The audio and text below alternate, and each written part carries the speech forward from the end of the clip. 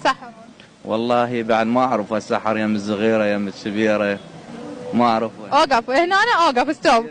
شنو يم الصغيره؟ شنو يم الكبيره؟ شنو يم الوسطاني؟ بعد ما اعرف وين السحر انا. انت متزوج 3؟ متزوج 4. ها؟ متزوج 4. يا راجل انت بتعمل ايه؟ ليش؟ دي حصلت نيل عليك. 4 واحده ما تدري بالثانيه. يعني عرفا شنو؟ ذن الثلاثه يعرفون متزوج بس واحده، وذن الثلاثه البقيه واحده ما تعرف بالثانيه. هاي شلون؟ اي والله.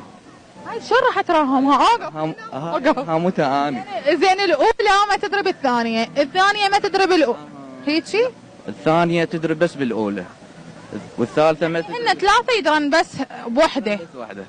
وهن ما يدرن وحده مشتركه بس. ابد ما يدرن.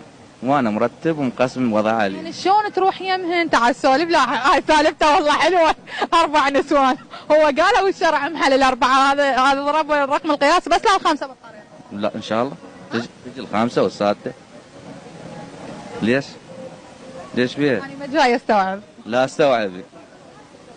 شلون؟ والله العظيم ومرهم هو قال 4 نسوان الله محل. ومرهم الامور بكل بساطه، بس 4 ما راضيات علي. ليش؟ ما راضيات. لان مقسم شغله الي ونظامه. زين بما انه عندك انت 4 نسوان، زين شلون دا تروح يمهم؟ شلون دا تبات يمهم؟ شو تقول لي الاولى؟ شو تقول لي الثانيه؟ شو تقول لي الثالثه؟ الاولى انا دائما ابات يم الاولى.